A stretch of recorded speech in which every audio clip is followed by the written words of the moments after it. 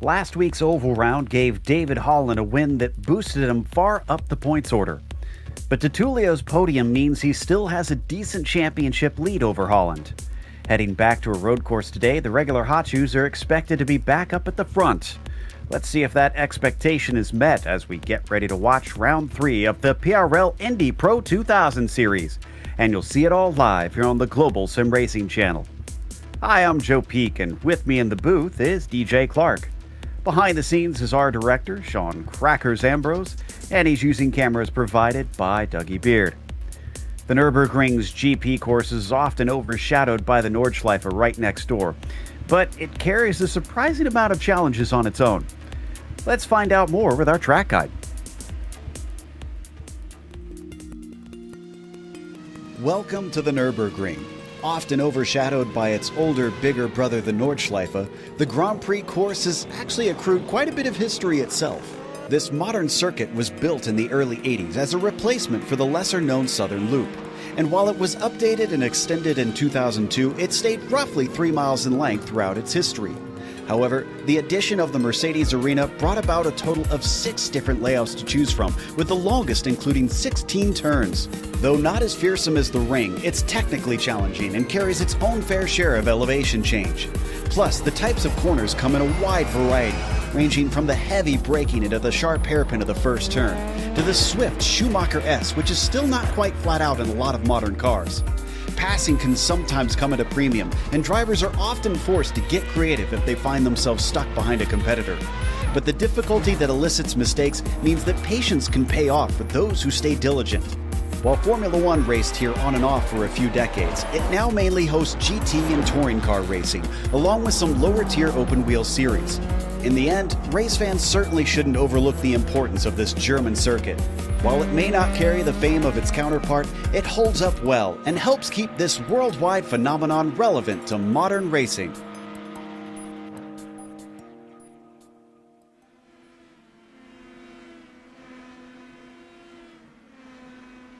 Well, DJ, it's back to the twisty circuits after the circle track round that we've had. So what can the drivers expect at a place like the Nürburgring's Grand Prix course? Well, Joe, as you mentioned there in the intro, it may not be quite as infamous as its big sister next door, but the Nürburgring GP circuit does provide plenty of challenges for these drivers. Always a good area for mistake and overtaking opportunity is down into turn 1, that Haug hook, that dropping right-hander. It's going to be especially careful to watch out for at the start of the race, starting off on cold tires. That is always a danger zone to keep an eye back for. But what is such a remarkable feature of that first sort of sector, let us call it, is the ability to fight back really through all the way through that Mercedes-Benz arena. Some other areas these drivers are going to really have to watch out for is that tricky final chicane, the NGK chicane at the end of the lap. The way these suspensions are in these Indy Pro 2000s is that they have to be very careful. It's a little bit tighter suspension. We've seen a lot of guys catch a little bit too much curb through there and get thrown off. But on the back part of the circuit, well, that is where that draft is going to come into major effect. You're going to see a lot of guys be able to tuck up behind, get a nice slipstream, maybe try something into that last chicane, but it'll have to be very well placed. Hopefully we don't have too many people fall afoul of it, but in the meantime, let's talk about how today's race is brought to you by SimMSA. Simulation Motorsports Affinity provides many consulting services, from completely customizing simulators to managing teams, individual drivers, and complete events. They're working hard to bring everyone together at one place to support and promote sim racing internationally. Find out how you can bridge the gap between virtual and real motorsports at SIMMSA.net. The PRL Indy Pro 2000 series is also brought to you by NinjaTrader. Ready to compete against the financial markets? Supporting over 60,000 users across the globe, NinjaTrader provides award-winning trading software and brokerage services. NinjaTrader is always free to use for advanced charting, backtesting, and trade simulation. Visit NinjaTrader.com to get started with a risk-free trading simulator and start tracking your performance. Today's broadcast is also proudly sponsored by ButtKicker. Butt Kicker products add an incredible immersion and realism to any game. Feel every nuance and truly put yourself in the driver's seat. Check them out at thebuttkicker.com. With 2 rounds down, the championship is now starting to come into focus, and the pro drivers, as I mentioned, still has Tutulio up on the top spot, but it's Connor Wagner who sits behind him by only 3 points with his consistency. Christoph Herbeno not been doing too bad, but he's being chased by David Holland now that he has jumped up the order with that victory out in the States. Owen Watts, who has been very quick, in fact, he had the fastest time in the warm-up, sits in 5th in the points currently. We'll see if he can take a bonus point with the pole in a moment. Let's take a look at the AM Championship as well, DJ. Well, you can see there in that AM Championship, it is super close across the board, as last week really threw up a lot of wrenches in the paths of these AM drivers. Hugo Galez currently leading with 58 points, and Ethan Oring only 2 points behind him. Horvath, 2 points behind O-Ring. Roofs, 2 points behind Horvath. And then Hjard deciding to change things up a little bit and be 4 points behind Roof. So that AM Drivers' Championship, Joe, is really anybody's game at this point. Meanwhile, over in the team's championship, Delta Sport has basically just been wiping the floor with everybody. They have 24 points over the nearest other team, Delta Sport U4K, still giving chase on Race Factory. Uragon, as I mentioned, 24 points back, is actually probably looking behind them more so because it's another Delta Sport that's sandwiching them, the Free MUSA team. And then Rust Racing Iron, who was doing a little bit better last season, are still trying to play catch-up. We'll see if they can improve and try to take the fight to all those Delta Sport guys out there today. DJ, why don't you give us the rundown on the race details as well? Well, Joe, as you said in the beginning, this is the 3rd out of 10 rounds here in the Indy Pro 2000 series, and we are in store for a 45-minute race. Drivers are currently out on track for a 15-minute qualifying session that is open to all cars at the same time. It is an open setup series, so these drivers will be able to tweak and tune their cars to whatever's going to fit their advantage. And on a track like this that has some very different sectors, that could really, really come into play and be some interesting strategy calls. Now, you do get some penalties in this league. Drive-through at 11 incidents and disqualification at 20. That can be a little close if you're banging wheels a little bit, so we'll have to keep an eye on that. But I will say, for every point that they may take away from you, if you get those incidents, you can get them back. Bonus points are available for fastest lap, 3 incidents or less, or the pole. There's our current pole sitter, Alessandro Di Tullio. We've still got 6 minutes left to go, so he could still be overtaken. Watts, surprisingly, down in 6th, but he's actually pulling a big toe off the back of Alessandro right now, and also bringing along Lamp, who sits in 2nd on our timing sheets. Our highest AM driver currently is Joey Haynes, who is in 18th overall, not doing too shabby there. So glad to have him showing well currently today, but he's fighting against a lot of drivers. This is one of the biggest groups of drivers I think we've seen, as that's a big spin off the course by Barry Cochran. Biggest group I think we've seen at 10 so far this season. I think you may be right in that, Joe. We are looking at about 46 or so drivers right now, watching Ron Clenard crossing over the line. Ron looks like he is unable to improve on that. Ethan Lamp, however, was able to do well as Owen Watts jumps himself up to 3rd. But yeah, it's a big field here today, and that's going to be very, very scary when these drivers dive down into the first couple of sequences of corners off of the start. So Christoph Herbeno is going to pull off to the side as he's able to get back out there if he wants. He's still got plenty of time to try and get the tires up to temperature and rolling. Munoz, who sits in 31st, his best time was a 55 flat. Let's see if this is going to do it. It'll be tight. It is. It's a 54.7, so just up 1 spot, unfortunately. We're still missing Barnett, Oring, Duchesne, Kita, Wagner, and Vargas to set times. Otherwise, we've got 40 drivers with 1 on the board. Yeah, still waiting for them there as Michael Broomhead looks like that was an outlap or something else from him. Tyler Scarali, same situation, a slow lap there for Tyler. But here comes Caven Norris, currently all the way down in 21st. One of the AM drivers here, newer to the series, looking to set in some good times. Don't think that's going to be a fast one for Caven. He may be struggling a little bit from a lack of a toe. Here comes Frank Nguyen, all the way down in 20th. He is going to be able to improve there, though, jumping him up to 16th. Keeping an eye on Takeshi Kido, who unfortunately is not going to have a lap count this time by, as Titulio is crossing through the chicane and once again pulling along a lot of teammates. Lamp, Watts, Clenard, all behind him currently. I guess since he's already on the pole, he's trying to do what he can to try and get them farther up the sheets. And Ethan, not going to count on that one.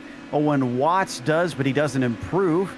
And Rod Clenard does improve. He gets to 5th with a 51.690. And there you saw Julio Palacio facing the wrong way around. Here comes Adam Wright. Looks like that's not going to be a fast lap for him, unfortunately. And here comes David Hebert across the line right now. That's going to be another slow lap for David. So a lot of these drivers just kind of waiting back, letting the time spool to them. Fournier there not having a good one. Currently 10th, though. Joey Haynes crosses the line. Not fast.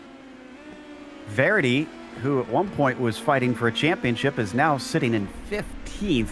And that's with all of his 4 laps counting. Let's see if the 5th one does. It does, but it's not quicker than his 52.838. So he will stay put in 15th for the time being. Broomhead a little bit farther behind him in P18.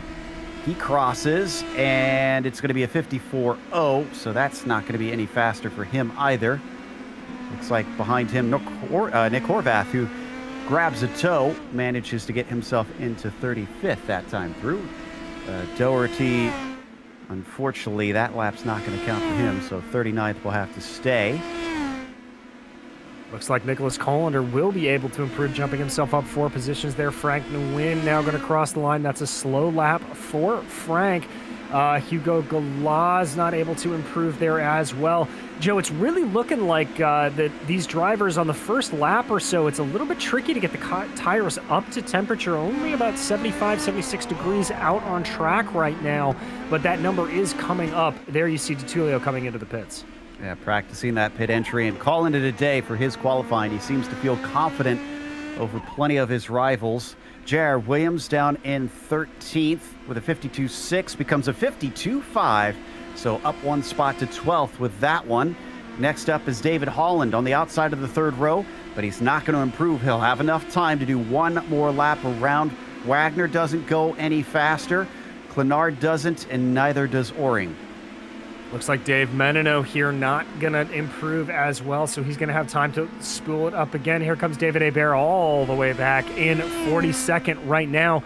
This looks like it's a bit of a setup lap for Hebert, so he's going to be hoping for a good one here, get out of, as he is currently the slowest driver out on track.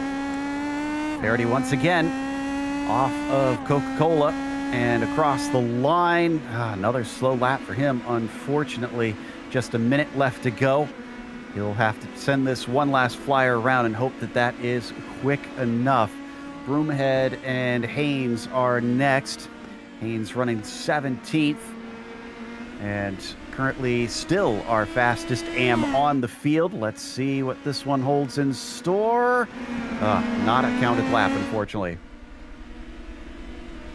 Comes Fournier across the line again. He is not going to be fast this time out, so a lot of these drivers leaving the best for last. Frank Nguyen getting that car off the corner, looked a little tight on exit, and only about 0.06 of a second faster, so not going to be a massive improvement there. Galaz unable to improve, towing along a big train there. Kita looks like able to improve ever so slightly, but up into 35th.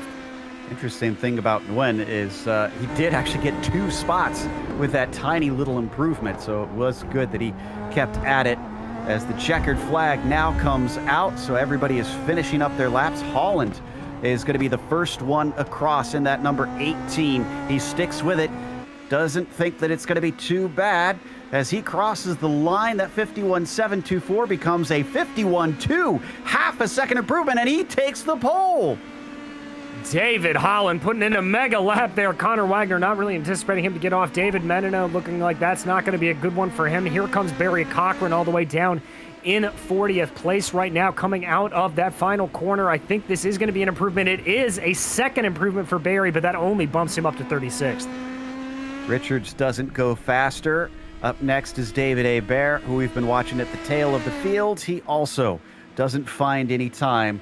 Stephen Verity in 16th is only going to go 16th. He doesn't find anything on that final lap round. And then I believe Scarali here next on screen in that number 15 is sitting in 33rd. He'll be followed by Joey Haynes, who looks like he's abandoning his lap, so he's done for the day. Scarali is not. He tries to salvage it, but he is about 2/10 off of his fastest. I just couldn't get it there. That car looking a little twitchy off of that final corner. Here comes David Fishman coming around the final bend. Good plant, not really overdriving the car at all. Is he going to be able to go faster? He is by about 0.2 of a second, but he's going to stay in 7th place. Takeshi Kita, is he going to have to climb through the field again? He goes a lot faster, about almost 2 seconds, but he's still in 24th. A marked improvement, however, from the number 30. And that brings us to the end of our qualifying session. We'll go through that starting order in just a little bit. This will certainly be fascinating, even though it isn't the Nürburgring. The spidey senses are tingling, DJ, with the number of cars that we have starting this race, that I get the feeling that attrition will still be high. Oh, very much so, Joe. You know, this circuit in particular has a couple of very, very tricky corners that even when you're hot lapping, it can be very hard to get right. So I think you're going to see a race of mistakes and mistake mitigation here. That is going to be the name of the game.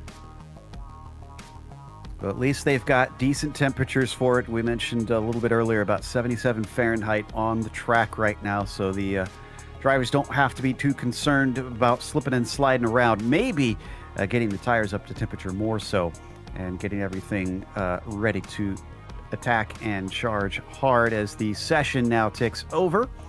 So our grid is set. Let's go through that starting order for this evening. David Holland has put this one on the pole with Alessandro Di Tullio in 2nd place. Christoph Urbano starts P3 with Ethan Lamp in 4th. Owen Watts, despite being quick in the warm-up, can't back it up in qualifying. He'll start from the inside of row 3 with Rod Clenard beside him. David Fishman will start in 7th with Dave Menino in 8th as Connor Wagner starts P9 and Julio Palacio rounds out your top 10. Starting off in 11th is going to be Alex Fournier, followed by J.R. Williams. Mark McDonald will be lining up behind them in 13th, followed by Byron Daly, with Sebastian Merrier and Stephen Verity behind them. Joey Haynes is your highest placed AM driver in 17th, and lining up to the outside of him in row 9 will be Frank Nguyen. Michael Broomhead lines up behind them with Adam Wright to keep him company. Brett Thurman will be P21. It's Caven Norris in 22nd, and Sean Duhamel in 23rd. Takeshi Kita, who we followed there in the qualifying, did manage to find something at the end to get him into 24th with Dave Peterson in P25 and Christopher Richards in 26th. Then it is Brett Barrett starting 27th, followed by Andy Spicer and Donald Olson in 29th. Hugo Galaz will be P30. Lining up in 31st will be Tyler Gore, followed by Matthew Gunderson. Gonzalo Munoz and Tyler Scarali will line up behind them in row 17. Neil Alexander will be 35th, followed by Barry Cochran in 36th, with Nicholas Colander and Ethan Oring making up the row behind them. And then to round out your top 40, it is Brett Accord and Nick Horvath. Guillaume Huard in 41st is followed by our last 2 drivers to set a time, Doherty and Hebert. Vargas, Duchesne, and Barnett look like they will take part, except for Daniel Barnett. So we're looking at 45 drivers as we are already taking off on our small pace lap. We're watching from onboard Brett Accord, who we actually have indoor on board as well. He's hooked up to us today and given us a view of what it looks like at his sim rig. So hopefully we'll get to check in with him a little bit more as the day goes on. In the meantime, up at the front, Holland steals the bonus points away from Di Tullio late in the qualifying session. Can he back it up here in the race as the number 18 comes around through Coca-Cola hairpin? He's waiting for it, giving it as long as he can go, and now he accelerates away. Green flag is out, and it's a great jump for Holland. Already a challenge for second place, as there's been a lot of blanking for DeTulio today, which is not good for this closer racing. Herbino's down to his inside. Teammate behind him starts to back out of it as they break down into the Haug hook. Almost 4 wide behind them for a brief moment. Hopefully we get everybody through as clean as we can. A little bit of contact in the back, but nobody turned around yet. Oh, but we've got Ron Clenard spun around, it looks like, and catching a little bit of damage to the outside, but pretty much everybody else getting through the first sector. They're okay. I've got another spun car around, though, in the mid to back pack. Yeah, that's Galaz, and big damage as well for another car behind him that unfortunately I didn't catch before he exited out. So, as we feared, it was just a little too difficult for this many cars to try to safely navigate that arena section. Down towards the Dunlop hairpin, it is Holland leading Herbino, and the blinking DeTulio continuing to hold the last step on the podium as everybody goes single file through that long banked corner. And this, Joe, is where that draft is really going to start coming into play. You can see their drivers starting to position their cars as they make their way through the chicane, now lining it up here, ready to go. Ooh, top 5 still very, very close together.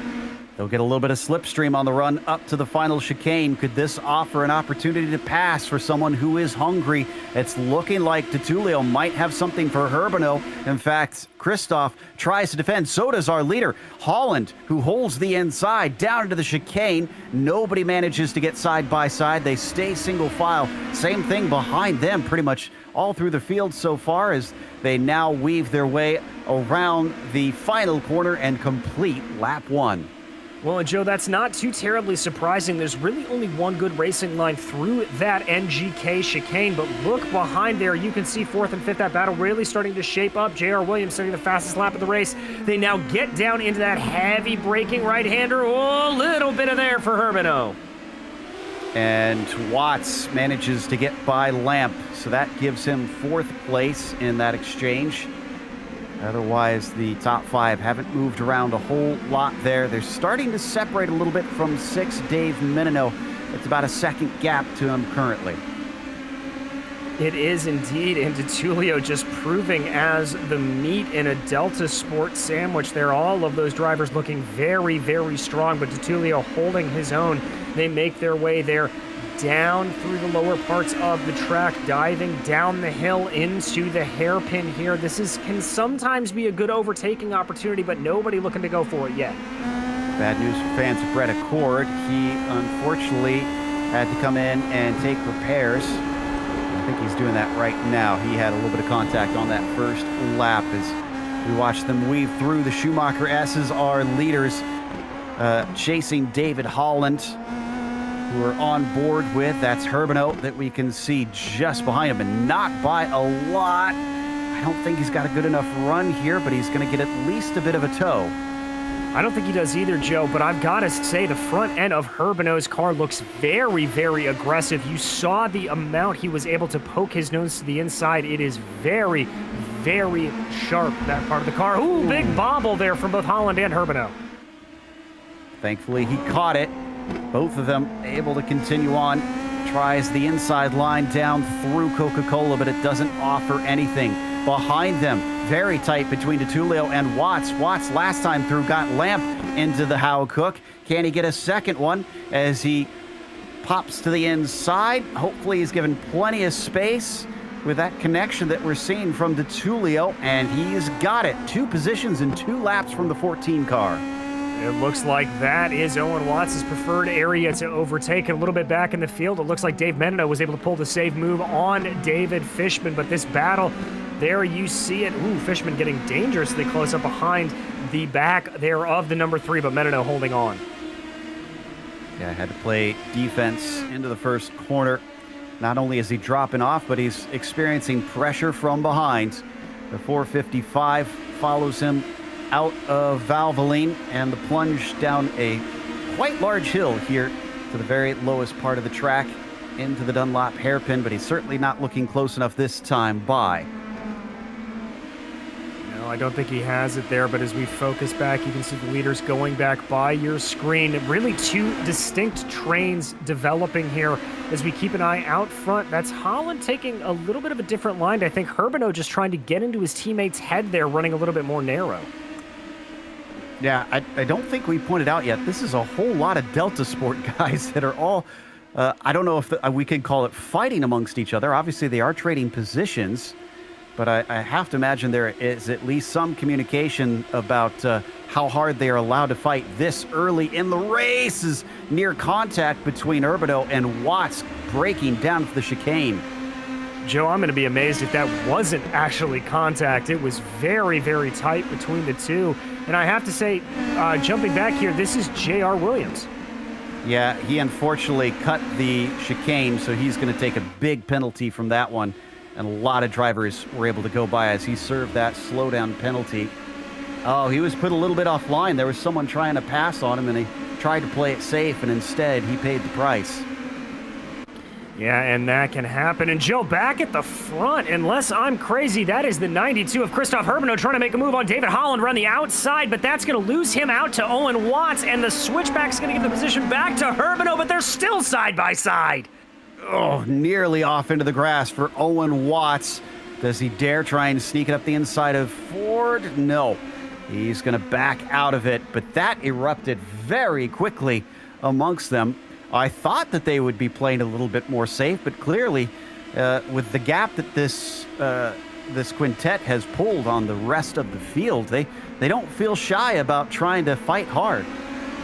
No, they do not, and that's one of the things that, frankly, as a spectator, I absolutely love about that Mercedes-Benz Arena section, is that you are able to have those sort of fightbacks moments. Ooh, a little bit of an outside run there from Herbino. I think he lost some time, maybe got up onto the AstroTurf. Here comes Watts to the inside, but Herbino covers him off, but that's going to put Herbino wide.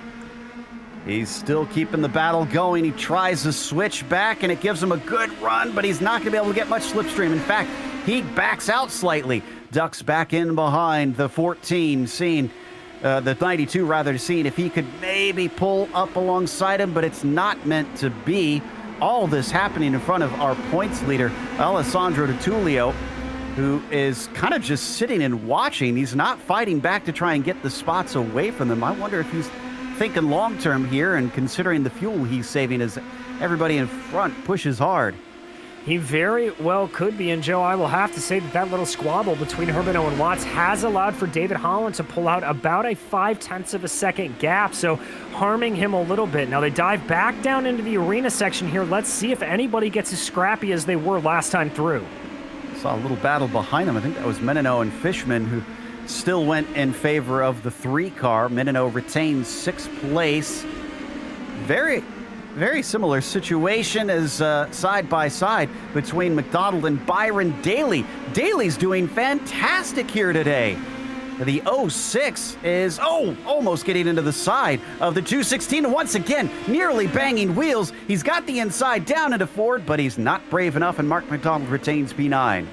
I think Byron Daly is taking after one of this track's most famous drivers, Michael Schumacher, showing his elbows a little bit there. And I got to say, it's an aggressive move. Didn't exactly work out there. Just tried to scare off Mark McDonald out of those corners. Someone needs to remind Byron, this car doesn't have fenders like the stock car he's used to. As the 06 is looking feisty coming through the Schumacher S. He's sticking with Mark McDonald. Qualifying for Daly was actually back in 14th, so he's gained a number of spots since the start of this race. We're on lap 5, so he's up almost a position per lap, I should say. Yeah, he's really on a good charge here. Oy, oy, oy, Joe, we may have to jump back up to that battle for a second as Watts is looking very scrappy again. They almost came together through the right-handed sweeper before the NGK chicane. And now, of course, as we jump back to them, they separate out ever so slightly. But these teammates not letting this go quietly. Watts definitely wants by. He seems to think he has something for both Herbino and Holland, but so far no dice. Here he comes again. He's got a great run coming up to the Howe Cook. He's going to show his nose, look down to the inside, but he cannot get the overlap he needs. He still gets Herbino to push a little wide. And unfortunately, it doesn't bear fruit. Oh, and we've had an accident. Oh, and the chicane between Gore and Olsen, the 413 and the 7 car look pretty heavily damaged. Yeah, indeed they do, Joe. So here they come, coming out of the Worstein curve. They're lining up through that kink on the straight. You can see there Olsen ducking his way to the outside. Gore comes back over, and oh, there you go, just right into the back. Didn't anticipate the braking well enough, and both of them, unfortunately, losing a little bit of bodywork in the process, with even more hits after the initial incident, and both of them there now down the lane trying to get some repairs done. Well, this was an eventful first 6 laps of round 3, but it is still Holland leading ahead of Herbino, Watts, DeTulio, and Lamp. The top 5 have pulled about 5 seconds away from everybody else in the field. Going wide there, Herbino once again with a mistake. Watts trying to capitalize. This is the best we've seen that he's got. And this could be a repeat of what we saw between Olsen and Gore. They've got to be very careful. DeTulio looking scrappy as well, but that's Watts. Don't make that 3 wide, boys. That's not gonna work. Oh, are they going to come out the other side without losing anything? They are somehow, but it's DeTulio who gets 2 spots in a single turn. He's up to second now as Herbino falls down to third, and Watts falls down to fourth. Savvy move from the number 20.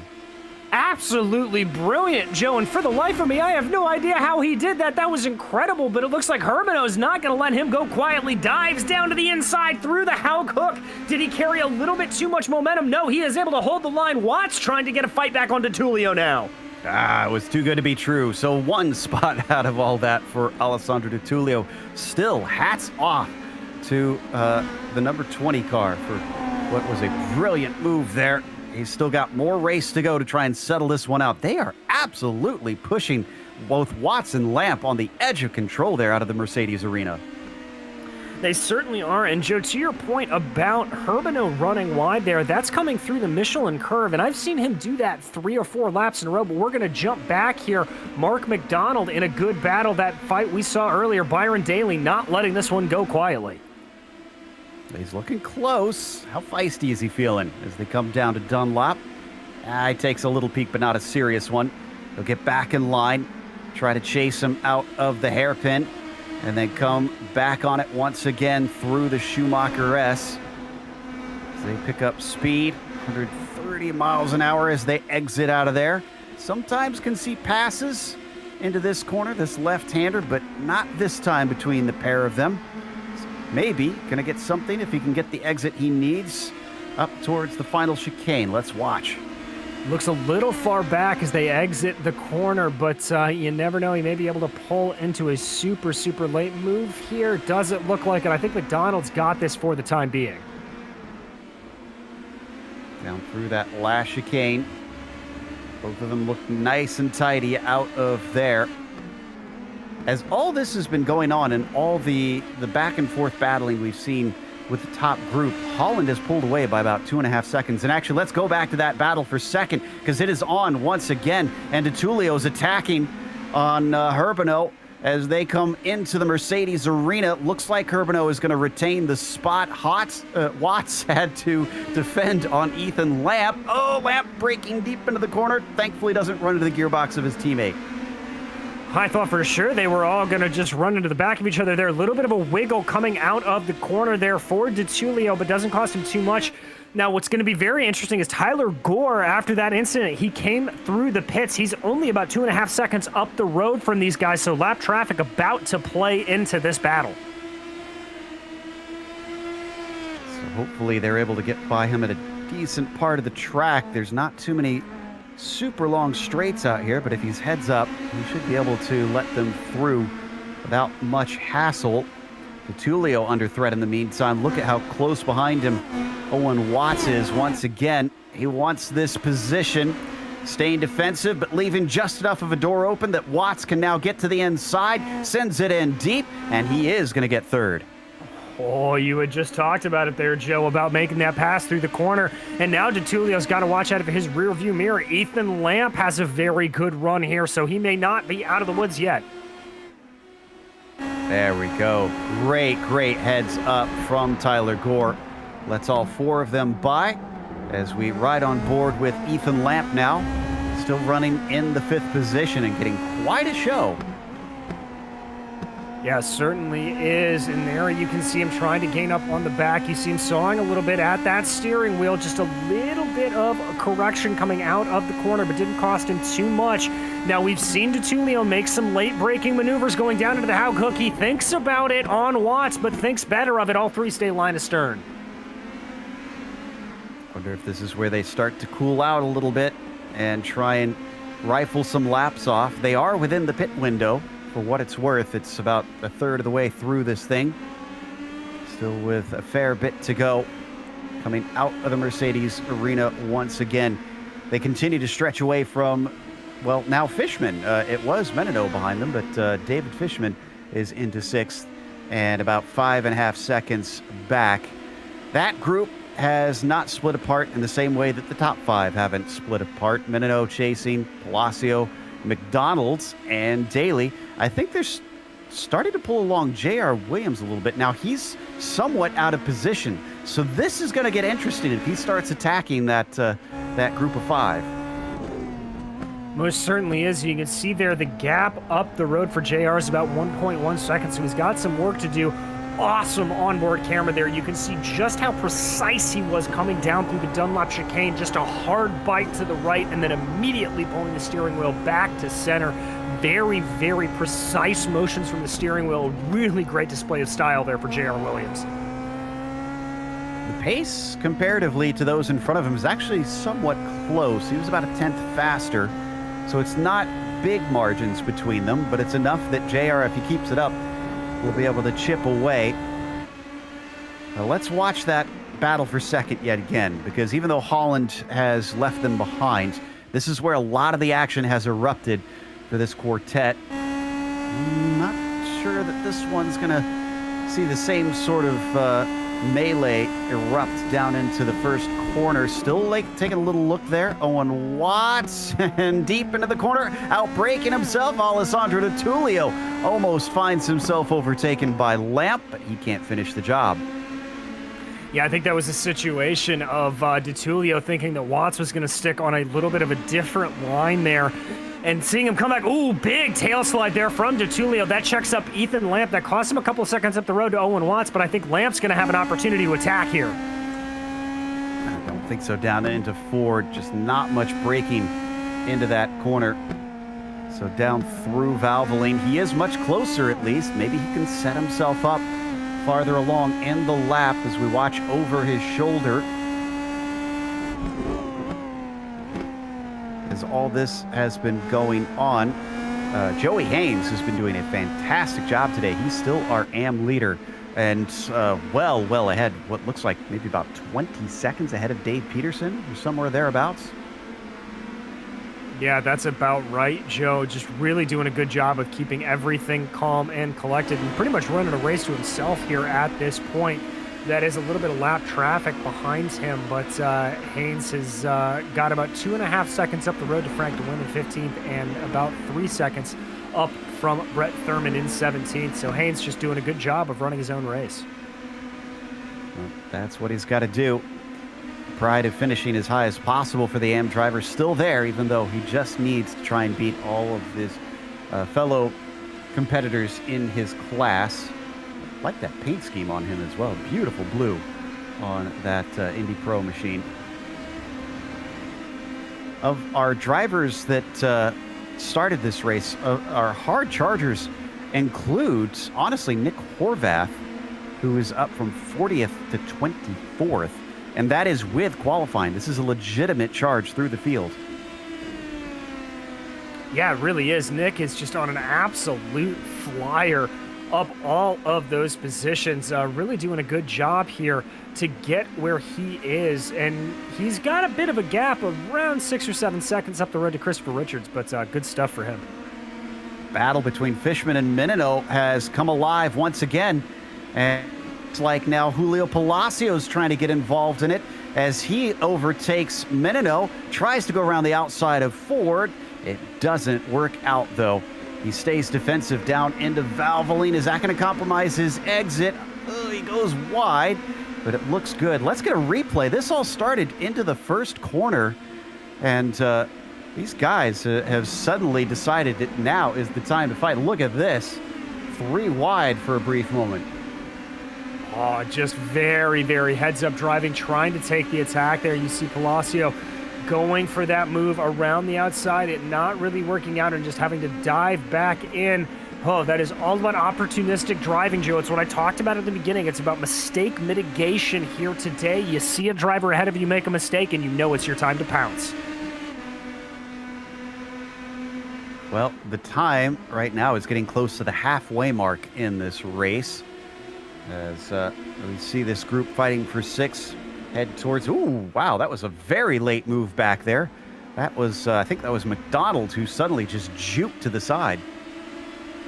Yeah, and the stewards may have a look at that. That looked like it was almost in response to Byron Daly's move to the inside as well. But you can see guys trying to break the draft down the front straightaway. And Watts just got second place over Herbino as well. So he made a nice pass down into this very corner that we're watching. This battle for P6 stay the same for Fishman ahead of Palacio, Menino, McDonald, and Daly. And Williams has indeed caught the back of that group now. We'll have to see if that hard-charging car of J.R. Williams will be able to throw a wrench into this works. Everybody working their way now out of the arena section. We ride on board with J.R. Williams. He's got Byron Daly directly in front of him, and Daly, as we've kind of noted, has been in this just multiple lap scrap with Mark McDonald. Despite our doomsaying early before the race started, we've only had a couple of DNFs today. Oring, Clenard, and Huard are the only 3 I've seen that have left the race. Others have had incidents and have returned with damage. Spicer, Scarali, Wagner, Gore, Accord, Olson, and Hollander, but they have not given up on this one. They know there still could be plenty of positions if we do wind up losing a number of drivers. Let's go back to Herbino, though. Herbino's trying to fight back on Watts, and he's to the inside of him, coming down into the chicane. Oh, a little nudge there on Owen. Owen holds it together, but he's very slow through those fiddly corners. He is, and that may open him up to Alessandro Di Tullio if he is not careful. There you see them coming out of that Coca-Cola curve. Here they go. The race is on. That's Watts, Di Tullio, and Lamp. Who is going to be the first to bite? I think they may hold it together. Ooh, defensive move from Watts. Covers off the inside into the Haug hook. Di Tullio, if he hangs tough, he can manage to get the inside into the first corner of the Mercedes arena. No, not quite there. Oh, but he shakes him off as forced wide. Owen Watts now sees himself offline, and Di Tullio gets through. Lamp thinks he can do the same. Oh, almost car contact once again. This time between Watts and Di Tullio, but he nearly misses the gearbox of that number 20. And Lamp still frustrated, sitting back behind all the action. I think Watts has got a little bit of frustration there, too. The car just understeered away from him through the Mercedes arena. Very, very upsetting, and he looks very angry behind that steering wheel. And just a quick note, we have had our first pitter in at this point, Takashi Kita, coming in on lap 12. Yeah, I think you're right. That might be our first scheduled stop of the day. So that'll put him out of order. He's willing to risk trying to move up the sheets with that one. Ooh, this is close. This is close, and weaving down to the inside. Owen Watts attacks on Di Tullio. He manages to make it stick. Lamp thinks, finally, maybe I can get something done here. Going around the outside. Woo, fantastic stuff from the 95 to finally get himself into 4th. That is just a force of will around the outside. Great moves there for Ethan Lamp to finally hold it. Let's see if Di Tullio has anything to fight back here, or as we've seen, when these cars start to slip away, they start to go. Alessandro, for some reason, just doesn't seem to have the same pace that Holland, Herbino, Watts, and Lamp have had. Holland and Herbino have definitely taken off into the distance, and now he's got to worry about Watts and Lamp doing similar. If they fight, though, and Lamp is going to fight, he could catch right back up. Oh, stay out of him. Nearly gets into his teammate. Almost outbrakes himself, but there's no contact, and the 95 and the 14 live to fight another day. And they're not going to go away quite yet. The battle continues as they come their way out of the Mercedes-Benz Arena. They're still side by side. Ooh, off track there for Ethan Lamp. It's going to be counted as fair. Ducking down to the inside and then deciding against it. Owen Watts has to settle for fourth. But remember, they have those incident limits here. At 11, they will be given a drive-through penalty, so Lamp cannot get away with that too many times. No, he's got to be very, very careful to make sure that that doesn't get too crazy. Oh, and they're going to go side by side once again. Around the banking of the Dunlop hairpin, Ethan Lamp hangs tough. Are they going to go side by side through the Schumacher S? This is a very fast set of corners. This puts Lamp offline as Watts knows it and carries the speed better. Back to the inside of him, down into the corner, and he outbrakes him, but he doesn't get the job done. It carries on. Oh, it carries on indeed. There you see the 14 of Owen Watts trying to get something together. He's now just got to tuck back into that slipstream, or we may be going to see a move down going into the NGK chicane. There's some lap traffic in front of them. They've got to be careful. Tulio's fast. He took 2 spots in one corner here before, and he's almost got it again. Not quite this time. They're savvy to his moves. Ethan Lamp covering him off, and Watts is trying to fight back himself. He'll have the inside through the Coca-Cola hairpin, and he'll retain fourth. He will, holding it on well, but Watts looking like it, and now it's Tulio wanting a little bit, weaving back and forth. They're still going to go side by side. Oh, Tulio's very, very shallow. I don't know if he can make the corner this far in. Look at the over-under. Here comes Lamp. No, that's Watts, excuse me, who manages to get through back into third. Side-by-side battle carries on between Lamp on the outside, Tulio to the inside. Tulio finally comes out the victor. He stays P4. Joe, this battle is absolutely insane. This is David Hebert now right ahead of him that they've got to worry about trying to get by. They do not want to get caught up in traffic at all. Hebert trying to find a way to get out of the way for these guys, as it looks like Ethan Lamp may have a little bit of a run here onto Tulio, but Hebert gets out of the way. I don't think that one's going to do it. Our highest pitter, by the way, has been Dave Menino. He's down in 16th. He is already on the track and moving. Still waiting for about half the field to take their scheduled fuel stop.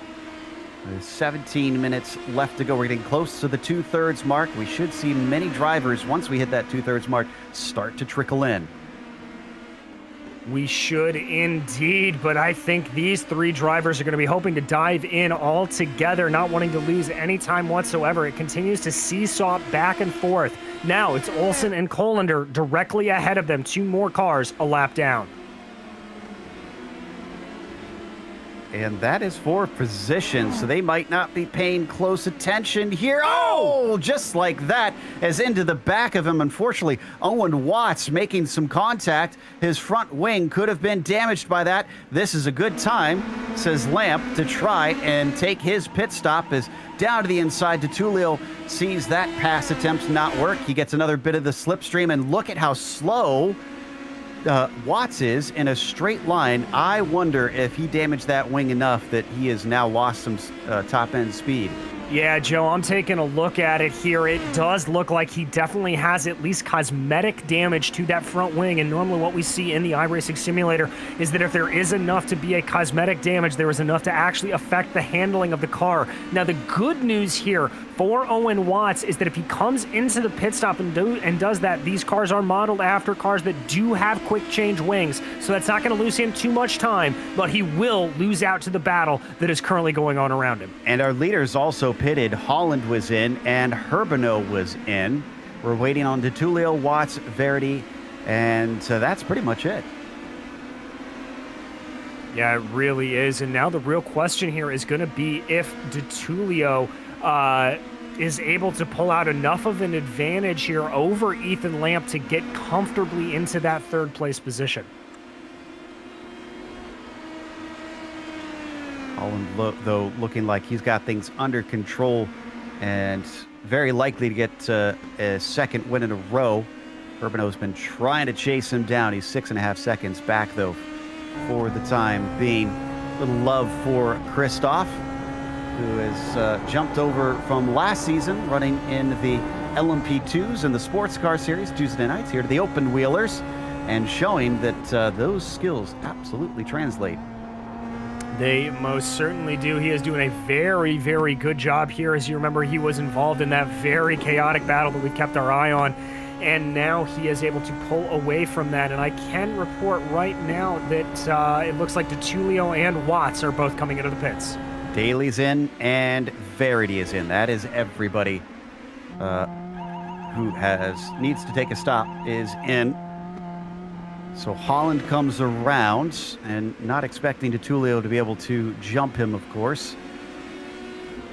And yep, Holland is actually even going to get by him before DeTulio even hits his pit stall. So where is Lamp? Because he was fighting with him. That's him right there, Joe. Going to be side by side, very close, wheel to wheel, down into the Haug hook, around the outside. His tires are much more up to temperature. Ethan Lamp is going to be able to stay ahead. He is indeed, but what is Alessandro DeTulio going to be able to do when those tires just get a little bit more heat in them? He was stationary very quickly in the pit stall, only about 5.3 seconds for DeTulio. Lamp only stationary 4.6, so that may be something we have to keep an eye on as well. But what happened to Watts? Watts was in for 11 seconds stationary, and he's fighting with Williams right now. This is for the 6th position. Looks like Joe, he's going to be able to seal that. It was that front wing repair. That's what kept him in there. So that damage, unfortunately, costly in more ways than one. As behind them, a little bit of fight between Palacio, Menino, and Daly. Daly manages to take P8 because of that. And Byron really doing a bang-up job here. He's another one of those ones, like Christoph Herbino, that made the transfer over from the Tuesday series and really, really proving that that prototype knowledge has close. Oh, and we got a fight between DeTulio and Lamp, as it looks like DeTulio is going to manage to get the spot back, but for how long? These two have swapped positions, who knows how many times at this point. Indeed, and there you can see Ethan Lamp very, very close behind DeTulio. Good run there out of the Coca-Cola curve. I don't know if he's going to have enough to maybe close it. Oh, he's coming on strong. Is there a late move in order? No, he is just going to wait behind for right now. I think that's the first bit of restraint we've seen from these top 5 drivers all race long, as Ethan Lamp actually waiting for once with 12 minutes to go. And, oh, something happened back here. Looks like that's Menino spun around. Someone was making an attack. Menino on Palacio, I think. And a big lockup in front of them as well. You'll see J.R. Williams just leave a whole trail of smoke. And then, unfortunately, Daly getting a little bit caught up in it with some ghost contact. And Menino comes out the worst. Well, maybe not, because someone lost their front wing. Yeah, I think that may have been JR to lose that wing there. Very, very unfortunate. I think that was a situation where that big lockup just caused Palacio or caused Daly to look ahead, and that's what just caused everything to sort of come together. Good news is that must have been a little bit of net code. So JR still has that front wing, but we don't know if it has damage. I'm not seeing anything, at least for the current time. As we check in on the battle for P3, final step on the podium still not decided, and now it's come down to between the 20 and the 95 cars. Lamp has a good run as they approach the final chicane, but he's also deciding that once again he's willing to wait this one out a little bit to get a good solid move. And Joe, I'm going to be listening to Ethan Lamp's revs here for a second, because I have a sneaking suspicion with that super, super quick pit stop he made of 4.6 seconds is one of the fastest. I wonder if he underfueled the car. He's approaching quickly now, and yeah, he lifted early. He didn't try and attack at all. So think you're right. I think as he struggles to get the traction out of the Haug hook, I kind of wondered the same thing when I saw him back out of it. Does he have to do this just to see the checkered flag potentially? He might, or he may just be toying a little bit with Alessandro, as Alessandro also gets very, very sideways there in front of him. You can see that car in full opposite lock. It may be a mix of the two, to be honest. So right on board with him, plunging down out of Valvoline towards the Dunlop hairpin.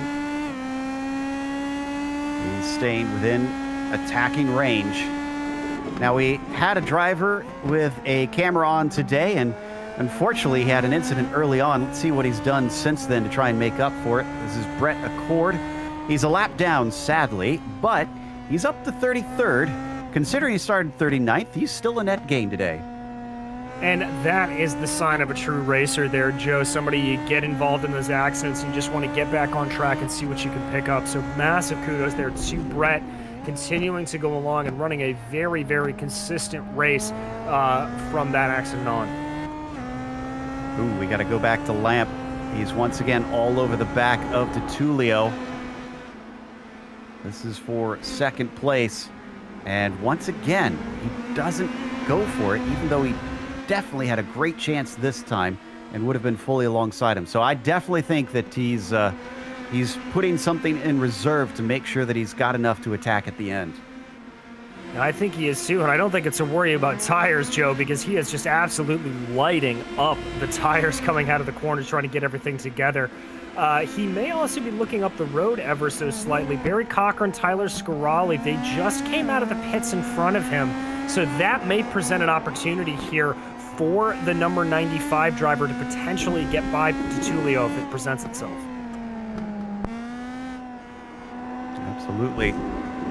So as they come out of the Mercedes arena, Scarali takes a very wide line off of there over the AstroTurf. The drivers find themselves quickly approaching what could be a whole monkey wrench in the system. Tulio gaining hand over fist on Cochran. He'll be the first up that they need to overtake. He's the dark colored car that you see on your screen being chased by the white number 20. And this is exactly where they don't want to catch him, Joe, coming up into the Michael Schumacher S. DeTulio on the radio, letting guys know that they are in a battle. Let them by, let them by. They're able to get it out. Lamp checks up again behind. He had a big run there. I think he could have taken it into Michelin if he wanted it. With Lamp's much shorter stop, he must have cut it way too close as they're going to get by Scarali. And this is what I saw last time. He's right up on top of him.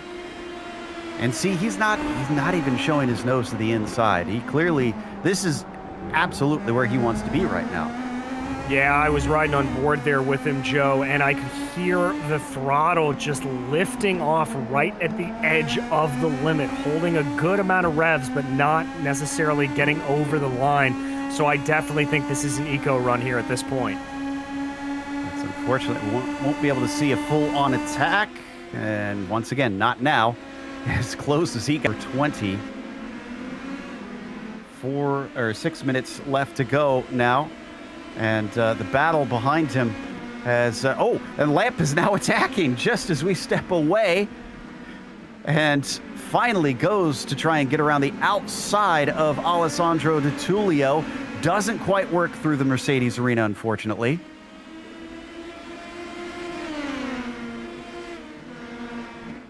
No, it doesn't, Joe, but he is stalking him very closely through Valvoline and Ford here. We'll have to see if that is the impetus he needed. He may have just needed to run some conservation for the last couple of laps and absolutely go for it here now. So let's keep an eye here as they work their way up the hill and into the final sector of the track. He's going to get a nice tow if he can withstand the dirty air of that number 20. Just not quite close enough, unfortunately, this time. As DeTulio weaves across to the right side of the track, brakes hard, swings it through the left-hander, and then back through the right-hander. And they'll start to pick up speed, but wow, a fantastic run through those series of corners from the number 20. He actually pulls himself away from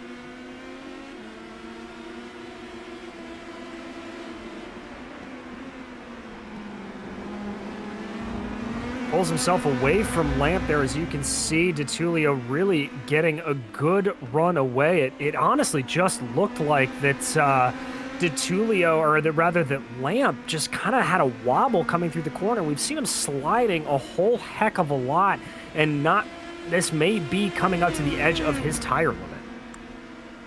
Well, this is bizarre. While he was saving, he seemed to stay right with DeTulio, but now that he doesn't seem to be saving, it's almost looking like he's struggling to try and hold on to that 20 car.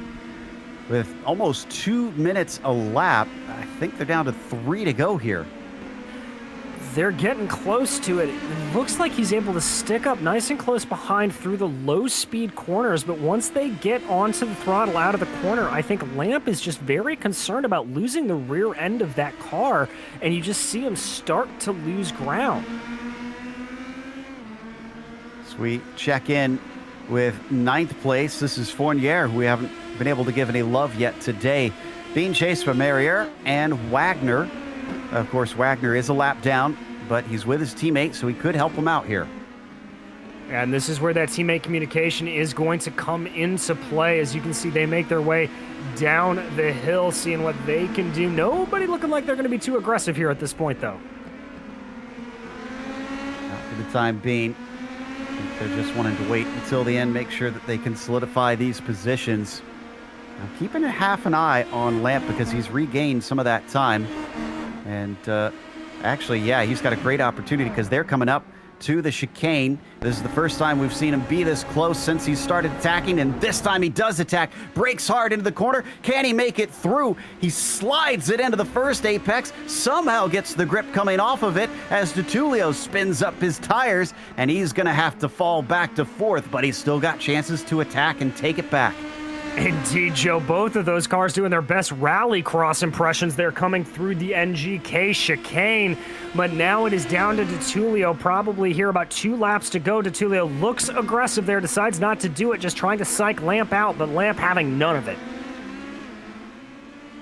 As Lamp finally got himself into the podium position and be able to hold on to it. There was a few times he was up here back when they had Watts with them. Speaking of him, he's actually gotten back up to 5th, but he's a full 8 seconds behind. So he sadly is not looking like he'll take part in this exchange. As they head down towards Ford, Lamp starting to pull away now. So he's definitely got a full head of steam ahead of his rival, as this fight for 18th has Barrett, Richards, and Kita. Kita up from his 24th starting position into 20th. We go on board here with Takeshi Kita. Not the normal meteoric rise up through the field we have seen him make, but still continuing on that trend of just moving up from his qualifying position. You can see there ahead of him just the weaving by Brett Barrett, trying desperately to break the toe. He likes this 18th place, and he doesn't want to give it up through the Mercedes arena. Usually hard to pass here unless you're already side by side, so at least should be safe for the time being. And I can report that our leader, David Holland, is just taking the white flag right now. There's the number 18. Since the start of the race, when he moved himself away from all those fighting behind him, we haven't shown a whole lot of David Holland. He hasn't needed really a whole lot of camera time. It's just been a race of rifling off laps and making sure he keeps the car clean. Indeed, Joe. He just looked to be the absolute class of the field here today. With 1 minute to go, and that fight between Lamp and DeTulio gets tight once again. Somehow, Lamp gave up a bunch of space. Oh, and he spins the tires. Here comes DeTulio looking around the outside. Can he pull the over-under? Another slide with Ethan Lamp finding the car just not complying. He goes well off course. There's another incident point that he has racked up now. And unfortunately for DeTulio, he can't take advantage.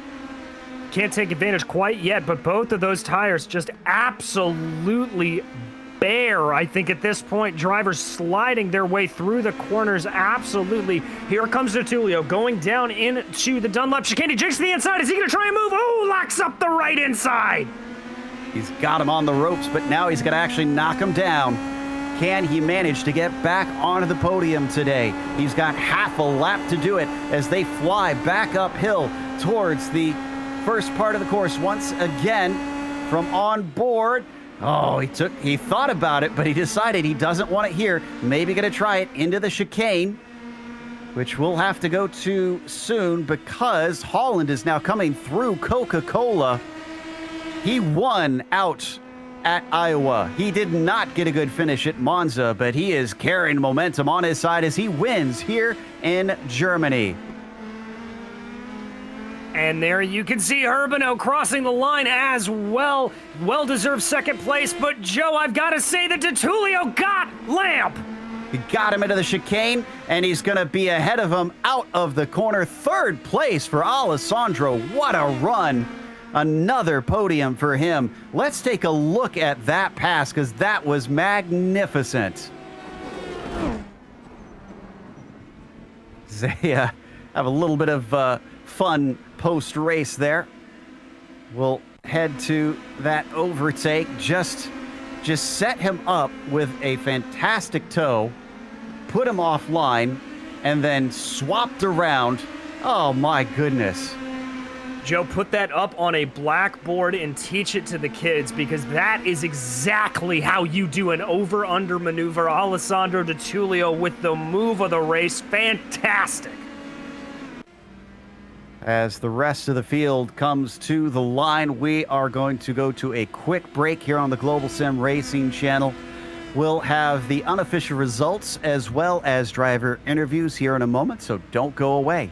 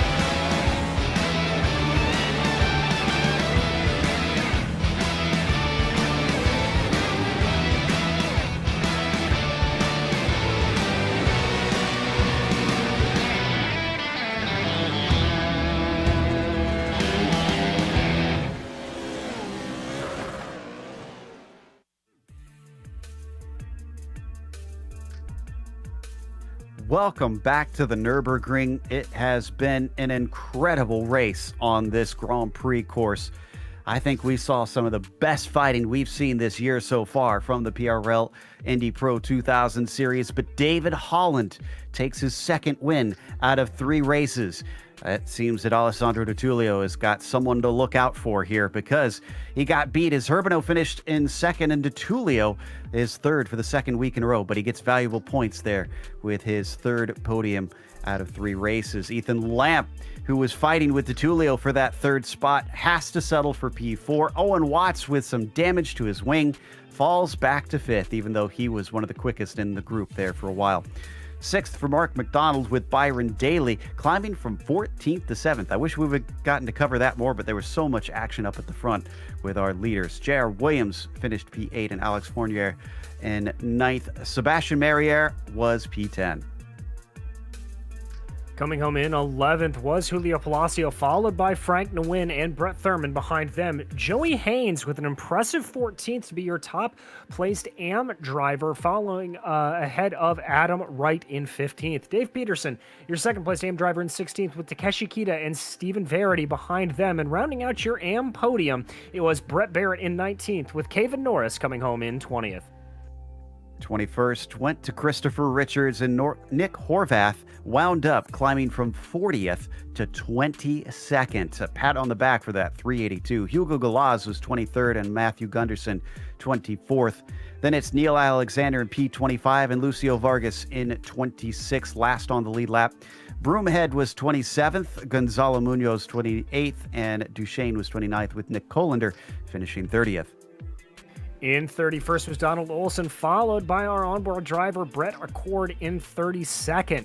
Tyler Gore came home in 33rd, followed by David Hebert in 34th to round out your top drivers on the lead lap. From there on down, drivers that didn't have a good day, including a number of DNFs in the end. But up at the front of it all was David Holland. David, you put it on the pole late in the qualifying, put it ahead of Alessandro. And for a while, you were sort of being challenged, but was it more the case of those four battling behind you that allowed you to pull away, or was that legitimate pace that put you out of reach from them? Yeah, hey, Joe. Yeah, I mean, I'm not sure to answer your question. Maybe a little bit of both. Yeah, qualifying went poorly. Had to kind of reset in the middle of it, and I was going to have warm tires for exactly one lap with a minute left, and knew that I had to really lay it down that lap, and luckily I did. And yeah, there at the start, me and Christoph were battling pretty hard. I knew that the cavalry was behind me, so if Christoph got by, that could easily turn into 3 or 4 positions lost, just because everyone up there was so fast. And then yeah, once I was able to hold on to that, I think Christoph and them started battling, and I just started pulling away a little bit by bit as they were going at it. How much does the team talk before the race about what's expected amongst teammates? Because we were a bit surprised at how hard everybody was fighting in the first few laps. Yeah, I mean, look, we're all racers. We're going to give respect, try our hardest not to wreck each other out. But at the end of the day, we want to race, we want to have fun. And hard racing is what's the most fun to us. If a situation presents itself where we can work together to do some good, then we will. But otherwise, no, we're going to go at it and race as hard and as clean as we can. Well, we're going to stick around in Germany for another race at Hockenheim. Have you had much chance to run over there, with that being a newer circuit? I have not. I've definitely watched a race or two from there, so I think I've got a general idea of what I'm getting into. But I'm real excited to actually get on track. I think it'll be a lot of fun. Looking forward to it. We are as well, as it's certainly given us some good action on the channel already. Congratulations, David. Who helped make this victory possible? Yeah, as always, got to thank the team, Delta Sports, U4K, and all the team sponsors: Move Up Transportation Solutions, Free M USA, Race Factory, Unify for Kids, and Get Stuck, and also Driven Texas. And shout out to my dad tonight. He jumped in there and helped me out spotting. He was my crew chief growing up, so it's fun to get him in there and have some fun too. But yeah, thanks guys. It's got to be a proud moment for Dad, I'm sure, as that was our winner, David Holland. And DJ has caught up with third place, who gave us some of the best fights all night, Alessandro Di Tullio. Well, Alessandro, first things first, are you okay medically? Because I have to imagine your heart rate is just through the roof right now. Hey, guys. Yeah, it was a very intense race. A lot of battling, that's for sure. A lot of crazy moves and dive bombs. Overall, it was a good race. I didn't manage my tires quite so well this round, and I was kind of struggling towards the end. And I mean, all of us Delta guys were on the same pace. So I mean, every time there was a little gap and the draft cut off, I think we all stood there. Like David got away, and then Christoph got away. and then it led to me and Ethan battling to the end. With that battle with Ethan, yeah, I mean, you mentioned your tires were going off, and we were kind of speculating about that. It looked like both of your tires were going off. How did that affect your strategy in terms of going for the pass, or was it more of just sort of a mitigation in the moment type situation? I'd say it was definitely sketchy to pass. Like when I was going for gaps, I mean, it was kind of loose. Like me and Ethan had a bit of contact because my rear just snapped a bit. Luckily, we had no damage, and we continued to go forward, and we continued the great battle. But yeah, I mean, tires was definitely a big part today. But overall, I think it's still a good finish to finish P3 once again. I'd certainly say it is, my friend. And now we as Joe said, we stay in Germany. We head to Hockenheim. Obviously, you're leading the championship coming into this. I'm not sure exactly what it's going to do to you going forward, but how do you think that the next race is going to help you in that championship fight? And do you think you can keep on that advantage going forward? Hockenheim, I haven't driven it on iRacing yet. I've driven it on other sims, but I mean, it's a good track. I like it, and I'm definitely looking forward to that. Well, we're looking forward to watching it, man. And anybody you'd like to thank for your third place here tonight? Yeah, I'd like to thank Delta Sport, Move Up Transportation Solutions, Freem USA, Race Factory, Unified for Kids, Get Stuck, and Driven Texas. Well, thank you so much. That was your third place finisher, Alessandro DiTullio. And now Joe Peak has caught up with Mark McDonald. Yes, Mark finishing in 6th today. But Mark, let's go to the beginning of the race. I don't know if you've had a chance to go back or if you were even aware. You went 4 wide into turn 1, and still nobody in that group managed to make contact with each other. That's got to be a little bit of a proud feeling.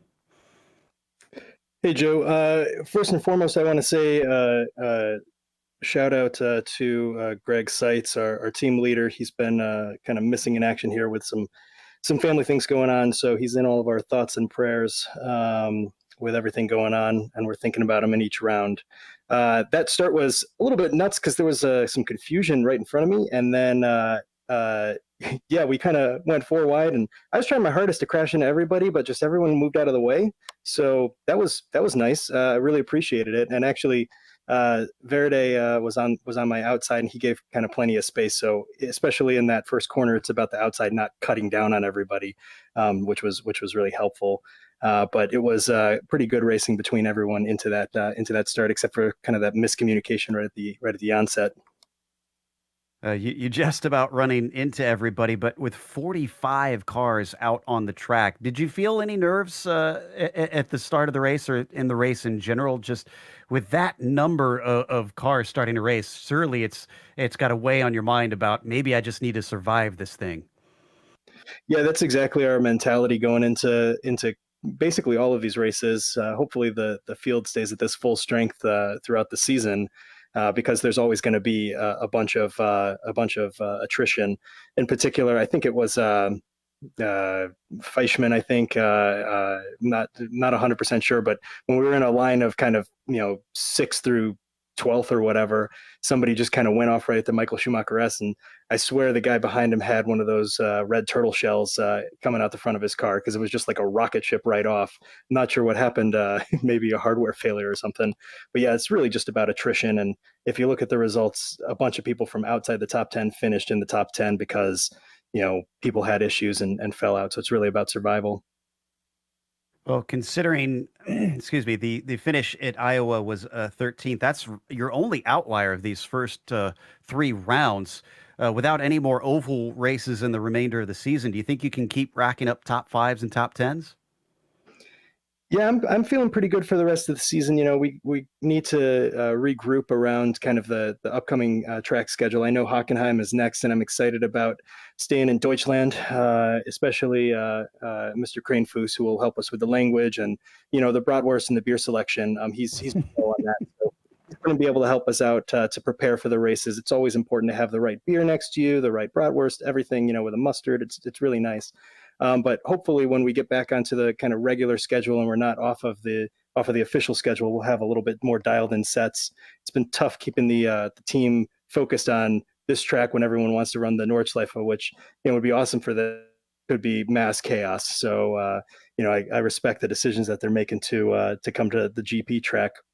I do want to just shout out everyone on Rust Racing. Even my brother Dave jumped in during ghosting this session just to help with some of the setup. We were, behind the 8 ball, I would say, and so I'm feeling like a 6th is like a win in this case.